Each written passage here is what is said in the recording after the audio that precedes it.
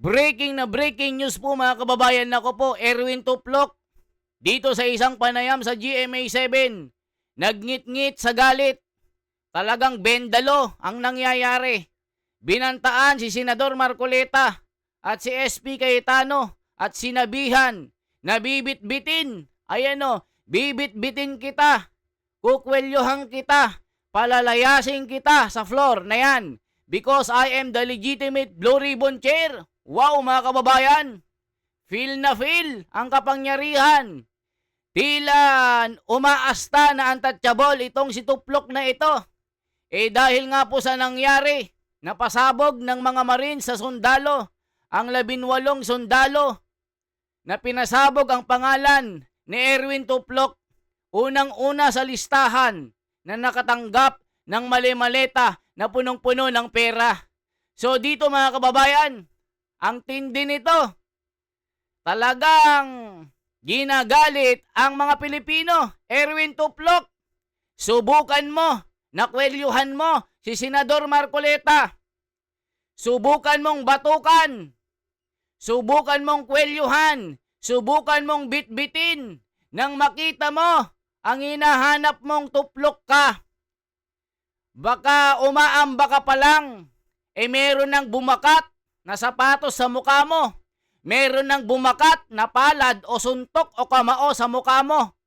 Iyan po ang sinasabi ng mga galit na mga kababayan natin na sumusuporta po dito sa grupo ni Marcoleta at Cayetano. So ngayon mga kababayan, pakinggan po natin ang pagyayabang ni Erwin Tuplok. Ito po, nako magagalit kayo dito mga kababayan. Disclaimer po, yung puso nyo, maghunos dili kayo kasi makakarinig po kayo na tila hindi ito senador. Tila bumalik sa alaala na isang komentarista at vlogger, itong si Tuplok. Ito po mga kababayan, pakinggan po natin ang mga banat ni Erwin Tuplok na galit na galit. Ito po. Hindi na po ako papayag na maghihiring-hiringan kayo dyan. At I will have you arrested. Wow! I promise. Kahit na senador ka, kahit na sinasabi mong matanda ka na, ilang taong ka na sa Senado, try me.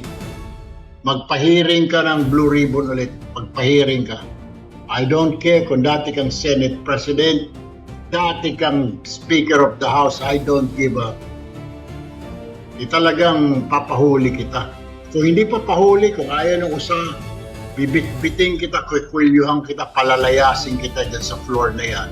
Because I am the legitimate Blue Ribbon Chair. Hindi na po. Ayan mga kababayan, ito ang kanyang pagbabanta. Hindi na po ako papayag na maghiring-hiringan kayo dyan. Ito ang kanyang pasabog.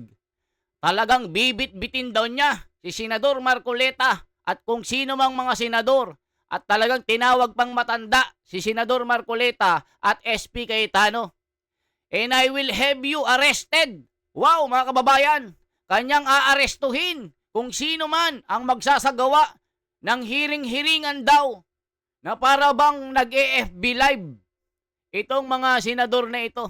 Ituloy pa natin mga kababayan ang pagyayabang ng isang tuplok na isang bendalo. Tila nagbablog mga kababayan. Ito po, at I will have you arrested. I promise, kahit na senador ka, kahit na sinasabi mong matanda ka na, ilang taon ka na sa Senado, subukan mo ako, try me. Wow mga kababayan, ito ang nagngingit-ngit na sumambulat sa mga labi ng isang bendalo. Ituloy pa natin mga kababayan, magpahiring ka ng Blue Ribbon ulit. I don't care kung dati kang SP, dati kang Speaker of the House, I don't give a fuck. Talagang ipapahuli kita. Kung ayaw ng usaha, bibit-biting kita. Kukwelyuhan kita. Palalayasin kita dyan sa floor na yan. Because I am the legitimate Blue Ribbon Chairman. Nako po mga kababayan, feel na feel ang kapangyarihan. Naks naman.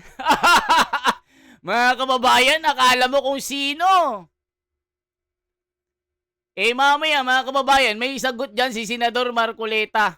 Papakainin ito ng suntok at sampal at tadyak mga kababayan. Ngayon, pakinggan po natin ang buong kwento ni Erwin Tulfo. Ito po mga kababayan ko. Ito ang buong panayam ni Erwin Tuplok. Nagyabang po dito sa panayam ng isang reporter ng GMA7 na talagang ipinagyayabang niya na sila daw ang legitimate, sila daw ang kinatigan ng palasyo, sila daw ang kinikilala ng executive branch, sila daw ang pinapanigan ni Auntie Claire at BBM. Ang palasyo daw ay kampi nila. Itong kina SP Cayetano, kina Marcoleta, bogus daw at nakakadiri. Mga kababayan ko, pakinggan po natin ang buong panayam. Nagyabang talaga itong Tuplok na ito. Tila nananakot, tila martial law ng mga kababayan. Kahit na masagasaan ang saligang batas, talagang gagawin nila lahat para mapagtakpan lang ang kanilang masamang gawain. Isipin mo mga kababayan, hindi lang pala magnanakaw ito, mahilig pa sa bebot. Sabi nga ni Rowena Guanzon, ito na ba ang epekto ng robos? Mahilig sa bebot. Tip pa lang, 350 na. Wala pang kangkangan. Ituloy natin mga kababayan. Naku po, magunos dili kayo mga kababayan. Huwag kayong ma-high blood. Pakinggan po natin, nakakainit ang ulo ito. Disclaimer lang. Ito po, pakinggan po natin ang banat ni Erwin Tuplok na nagbabanta. Ang bagong talagang Senate Blue Ribbon Committee Chair ng Gatchalian Bloc na si Senador Erwin Tulfo. Magandang umaga at welcome po sa Balitang Hali, sir. Thank you, Connie. Correction po, wala na pong Gatchalian Bloc, Cayetano Bloc. It's just a majority bloc headed po by Acting Senate President Win Gatchalian. Yes. O mga kababayan, wala na daw Gatchalian Bloc. Wala na daw majority block. Sila na daw ang pinaka-majority. Sila daw ang legitimate. Wow, ang galing. Tuplok, Bendalo. Grabe, Mang Kanor. Ulit. Kausapin po natin ang bagong talagang Senate Blue Ribbon Committee Chair ng Gatchalian Bloc na si Senador Erwin Tulfo. Magandang umaga at welcome po sa Balitang Hali, sir. Thank you, Connie. Correction po, wala na pong Gatchalian Bloc, Cayetano Bloc.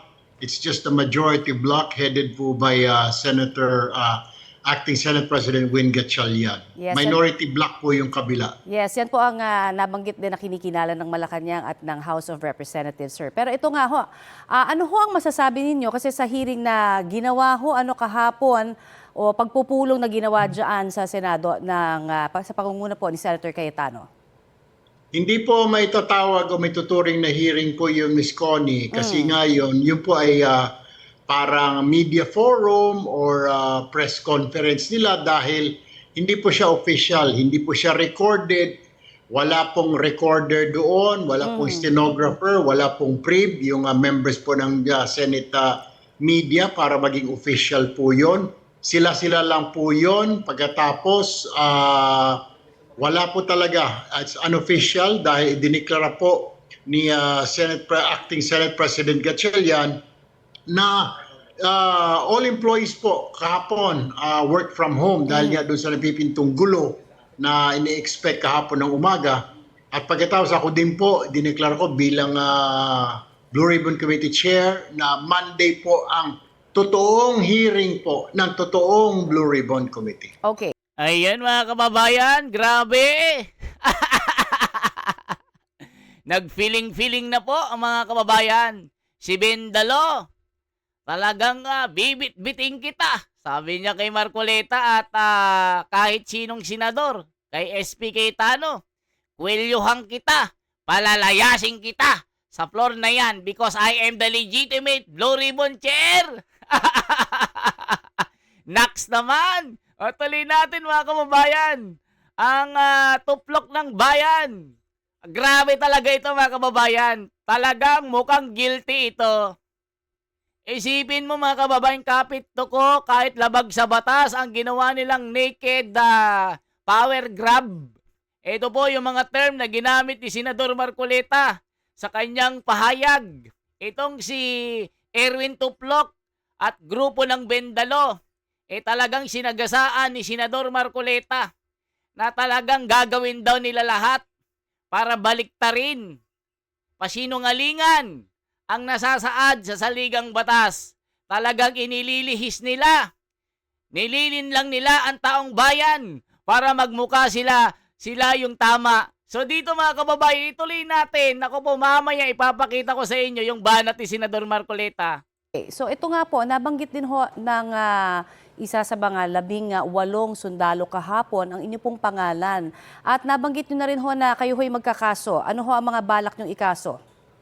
Libel po, ang definitely ang kakaso po natin, sagutin po nila yan kasi ewan ko po, I'm sure, hingihan po sila ng patunayan nila kung totoo po nagbigay po sila ng, madali na lang kasi ngayon, Miss Connie, magturo kahit sino pwedeng ituro eh. Ang problema dyan, is it backed up by evidence? Sa ebidensya lang po tayo. Ang problema kasi ngayon, Miss Connie, pag may nagsalita, kahit na ika nga, hindi sa Blue Ribbon, kahit saan, sa social media, mag-Facebook page live ka lang dyan, yari ka na, sisiraan ka ng kapitbahay mo, wala kang magagawa. Kaya nga po siguro pag nagsettle na po lahat ng ito, kailangan po siguro palakasin itong mga penalty po sa mga ganitong mga kaso, mga problema. Kasi parang wala pong pangil. Kaya kahit sino-sino na lang damuho pwedeng magsalita po dyan. Ayan mga kababayan, nako po, grabe na mga kababayan ko. Talagang matigas ang ulo nitong si Tuplok na ito. Ipinagpipilitan ng baluktot niyang mga filosofiya.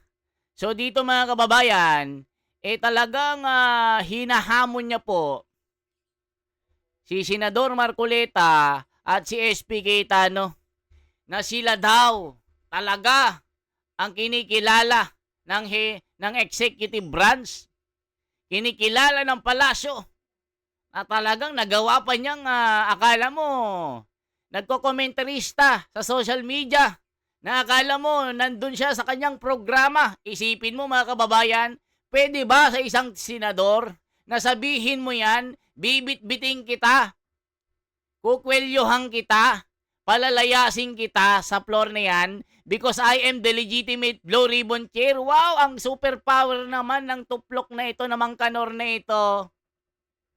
Ang galing mo naman, subukan mo. Subukan mo kay Senador Marcoleta, sa totoo lang. Kahit sinong senador yan, makikita mo kung anong hinahanap mong tuplok ka. Dati isa rin po ako sa mga napahanga mo, sa mga tirada mo, na akala mo totoo. Araw-araw, ginagawa mong pang-almusal ang mga kurakot na nasa gobyerno. Tinitira mo si Trillanes, Kiko Pangilinan, Leni Robredo, si Larissa Ontiveros, tinatawag mong mga ugok at demonyo. O ngayon, kasapi ka pa. Kamiyembro mo pa ang mga ito, yung mga binabanatan mo dati. So ngayon, ako po mga kababayan, uhulihin daw niya, ipapaaresto daw niya ang mga senador na gumagawa-gawa ng hiring-hiringan, na mga nakakadiri daw, hokus-hokus, hindi legitimate. Wala daw mga recorded, walang mga media, para daw nagbebenta lang ng live selling sa FB. Mga kababayan ko, nako po, grabe si Bendalo. Kanina ho nabanggit din po ni Senator Kiko Pangilinan sa aming pong interview rin sa DZBB na maaring pag-usapan kung sakasakali ho sa Lunes bilang kayo ho ay nabanggit din dito sa 18 na dating Marines na naiugnay ho dito sa maleta daw na pera. Maaring ba talaga na ibigay nyo ho sa inyo pong Vice Chair yung pagtatanong pagdating po naman sa issue dyan sa inyo? Definitely. Nabanggit ko na po yung kay Senator Kiko Pangilinan dahil siya po yung vice chair ko. Hindi siya po magtanong. At pagkatapos po, tayo po hindi kung kailangan. Pag-usapan po namin bukas yan kung kailangan pa po ng presence ko. Siguro definitely, magbibigay po tayo ng opening statement. At pagkatapos, hayaan na po natin si Senator Kiko ang mag-handle po ng question and answer, investigation. Pero kailangan ko pang nandoon po siguro kasi po pag kailangan po ng approval po ng committee chair pag-issuehan po ng isa-cite po ng contempt yung mga nagsisinungaling po ng mga testigo or yung mga invited guests po na hindi mag-a-attend, iko-compel po sila mag-attend sa susunod ng hearing. Pag hindi pa po, then we will cite them for contempt. Okay. Ano ho ang inyong take naman dahil sa kabila ho nga ng pagkilala ng Malacanang at ng House of Representatives po sa bagong mayorya, hindi pa rin ho kinikilala ni Senator Cayetano at ng kanya pong mga kasama yung inyo pong Senate Blue Ribbon Committee na pinapamunuan. Well, okay lang ho yun. Kung tutusin po, meron po kaming quorum. So, ang importante po ay kinikilala po kami ng ehekutibo, ng lehislatura, yung aming pong counterpart, ang lower house, ang judikatura, ang judiciary. So, entonces po, under sa executive naman po, yung mga law enforcement agencies, yun po ang importante. So kahit ano pa pong yaw-yaw nila, wala po silang pinaghuhugutan na authority dahil hindi po sila kinikilala. Problema dito, Connie, kung hindi ka kinikilala ng executive, ng judiciary, tapos yung kapwa mo legislative, ano ka pa, di ba? Di wala kang saysay. Maingay ka lang dyan, daldal ka ng daldal, pero wala kang magagawa. Paano nga kikilalanin kasapakat mo ang mga yan, Erwin Betlog? Ano yung kakalabanin mo yung mga lehitimong mga abogado? Mga nag-aral at nagsunog ng kilay ng napakaraming taon? Tapos ikaw lang na journalist na hindi naman nakakaalam ng tamang interpretation ng saligang batas. Tapos sasabihin mo ikaw ang legitimate na chairman ng Blue Ribbon Committee at sinasabi mo kayo ang tama? Nako mga kababayan, kaya nabanatan at nasungal-ngal ni Senador Marcoleta ito na itong grupo ng Bendalo, gaya ni Tito Soto, Ping Lacson, Erwin Tulfo, Rapi Tulfo, itong si Kiko, lahat ng mga kapit-tuko na tinatawag na naked power grab, mga kababayan, sinagasaan ni Senador Marcoleta. Isipin nyo itong si Bendalo, akala mo powerful, akala mo untouchable, na one ball. Tapos babantaan mo si SP Cayetano at Marcoleta, nabibit-bitin mo sila, kukwelyuhan, papalayasin mo sila, aalisin mo sa floor, kasi sinasabi mo, ikaw ang legitimate Blue Ribbon Chairman. Nax! Mga kababayan, nagsalita ang Bendalo na tuplok na ito. Nako po. Okay, speaking of magagawa, meron ho bang mga limitations ang kawalan po ng Senate President sa ngayon dahil ito nga ho ay bakante? Wala po sa tingin ko po, wala. But I will have to check, I will have to go back, kukonsulta ko po sa grupo and then I will review the rules po. Ang sinasabi lang po kasi doon, 13, you need to have a Senate President, to elect a Senate President. 12, you can dislodge, the Senate President. Pero you cannot not approve or vote or appoint Senate President na wala kulang sa 13. So, kaya nga po, si Senwin Gatchalian is Senate pro tempore lamang po. But he's the acting Senate President right now in the absence of a Senate President. And how will this affect po yung impeachment court?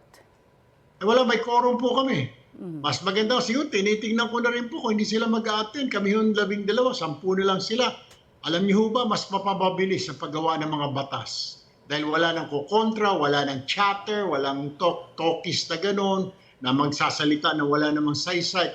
O mga kababayan, gusto niyo nang tanggalin yung majority at sila na lang ang manatili sa floor. Wala na daw ko kontra kasi nga wala daw kwenta. Wow! Nagsalita si Tuplok. Nagsalita ang walang alam. Nagsalita ang galing-galingan. Mga kababayan ko, kayo na humusga sa taong ito. Ngayon, lumalabas talaga na nagngingit-ngit sa galit ito. Na talagang nakikita sa kanyang itsura, mga kababayan, guilty. Isipin mo, makakapagsalita ka ba ng ganyan? Kung talagang wala kang kasalanan, Bibit-biting kita. Oh, wow, ang galing. Naks naman. Kukwelyohan kita. Wow, naks naman. Akala mo powerful. Tinalo pa si Netanyahu. Tinalo pa itong si Donald Trump ng Amerika. Mga kababayan ko, ang tindi, tinalo mo pa si Xi Jinping. Ituloy pa natin mga kababayan.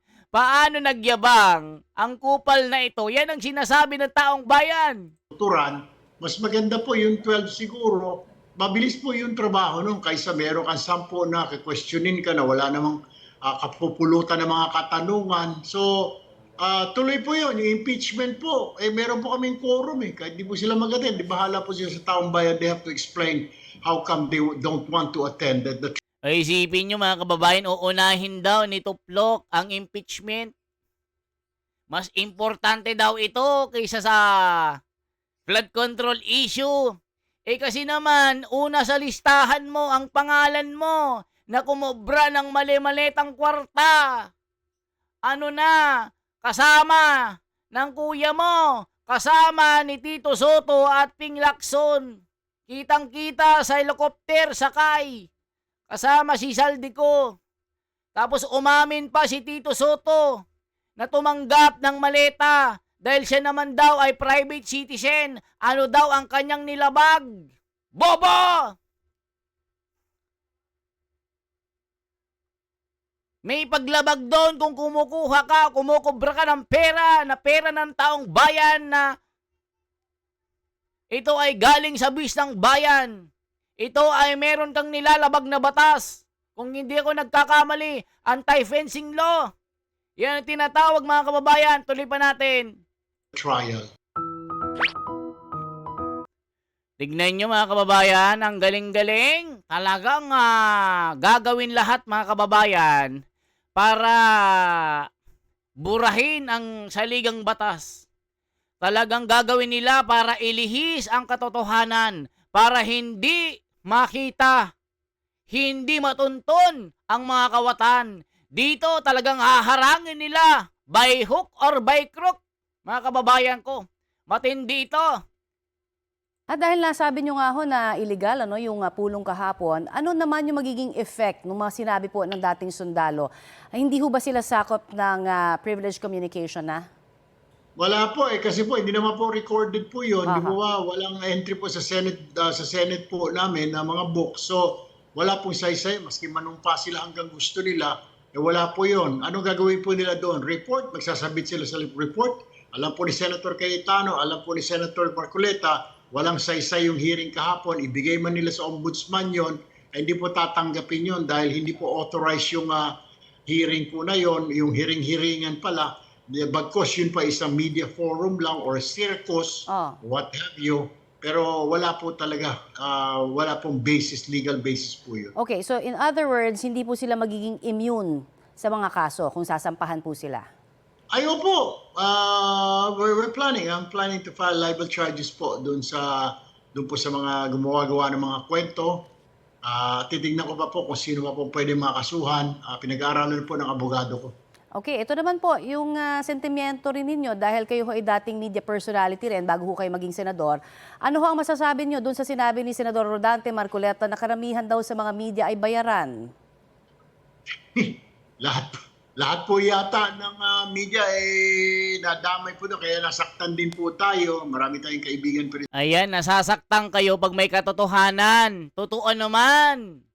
Hindi naman sinabi ni Marcoleta na lahat ng media ay bayaran, mga tuplok. Meron talagang media na mukhang pera na talagang kumakapit sa patalim para lang pagbigyan ng kanyang bossing, para pabonghin ang kanyang imahe. Hindi lahat ng media ay bayaran, pero karamihan sa inyo, mga mukhang pera kayo. Yan ang sinasabi ni Senador Marcoleta. O tignan nyo mga kababayan, nalata na magkakampi yung reporter at itong kasama niyang tuplok. Halaka! Tuloy pa natin mga kababayan ko.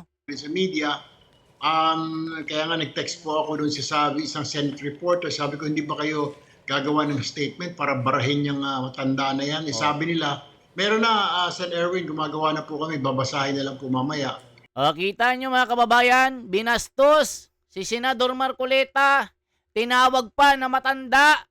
Mas mukha kang anggurang kay Senador Marcoleta. Sabi nga ni Rowena Guanzon na abogado, na dating piskalya, yung mukha mo banat na banat. Yan ba ay sanhi ng katitik mo o katuturok mo ng robos? Yun ang sinabi ng magaling na abogado. So ngayon, sasabihin mo pong matanda si Senador Marcoleta, yung itsura mo nga, parang 80-year-old ka na. Yan ang sabi ng mga komento. Galit na galit sa'yo, tuplok. Tuloy pa natin. Pagkatapos siguro, medyo naisip-isip po ni Senator Marcoleta na, oops, medyo nagkamali ako, yung bibig ko walang control, hindi ko na, mas mabilis yung bibig ko kaysa sa utak ko. So, binawi niya po. Pero, nagpalabas na rin po National Press Club, kinukundi na po nila yung sinasabi, inaakusahan ng mga corrupt ang media, lalo na po dyan sa Senate. Yung pinapatamaan niya po yung Senate media. Alam nyo, tuplok, wag nyong itanggi na karamihan sa inyo, sa inyong sistema, ang media ay the most corrupt. The most, tawag dito, pinaka-kurakot sa larangan ng pagbabalita. Ang tama lang sa inyo, yung oras ng weather, yung pangalan ng bagyo, yung oras, yan na lang yata ang pinaniniwalaan sa pagbabalita nyo. So ngayon, hindi mo maitatanggi, hindi mo maiaalis sa taong bayan na ang mga media ay isang mukhang pera at bayaran. Hindi mo rin maaalis na minsan masasabi ni Senador Marcoleta na ang media ngayon ay pinakakurakot sa balat ng lupa. Kaya ang masaktan, bahala kayo kasi mga bendalo kayo Tuloy pa natin. Nako, talagang hindi ko, mali po yun. Kaya po sa Monday po, sana mag-attend po siya, tatanungin ko siya, saan mo pinaghuhugutan yung sinasabi mo na corrupt ang mga media, ipaliwanag mo sa amin. Pagkatapos tatanungin ko rin po yung head po o yung representative ng Senate media na nagko-cover sa Senate para mag-comment po siya, mag-react doon sa sinabi ni Senator Marcoleta. Okay. Di ipaliwanag mo yung maleta na 6 at ipaliwanag mo din yung mga bebot na pinick up mo sa Midas. 'Di ba? Mga kababayan, ano masasabi nyo dito? Naku po, gulpi sarado kay Marcoleta ito. Okay. Sa inyo pong pangungunahan ng hearing sa Lunes, sir, meron na hubang mga nakapag-confirm, particular na ho doon sa 18 sundalo, sabi ay 6 ang inyo pong naimbitahan. Ano na ho ang update ninyo? Yung mga pinadala na po namin, yung si Speaker Martin Romualdez through the Secretary General po ng House, pinadala na po namin invitation. No Wednesday po at sinabi namin na invited po siya pero ma-move yung hearing sa Monday, which is the day after tomorrow. Yung mga Marines din po, sinabihan po namin, pati sila Attorney Baligod, sila Senator, dating Congressman Mike Defensor, inibitahan po namin. May mga congressman po nagpahayag po, katulad po ni Congressman, dahil alam niyo po, hindi naman po recorded yung nangyari kahapon dahil media forum lang yun. Si Congressman Alvarez willing to join us tomorrow. Ayan mga kababayan, hindi daw recorded pero na-record na namin. Napanood na ng buong mundo ang inyong kataksilan, kabukatutan, pagiging kurakot. Kaya mga kababayan, anong masasabi nyo dito kay Bending Dalo? Nagbabanta kay Senador Marcoleta, nabibit-bitin, kukwelyuhan. At talagang pagugulungin sa flooring ngayon, mga kababayan. Mamaya, yan ang susunod na topic natin. Ano ang masasagot or ano ang banat ni Senador Marcoleta? For transparency, for a better democracy. Ito po si The Wonders Philippines. Isang like, isang share at isang subscribe mga kababayan. At i-comment nyo po kung taga-saan po kayo para ma-shoutout po kayo. Shoutout sa inyong lahat sa buong mundo, sa buong Pilipinas at sa lahat ng inaabot ng ating bidyong ito. Salamat sa buong suporta at malawak na engagement po natin. Mabuhay po mga kababayan.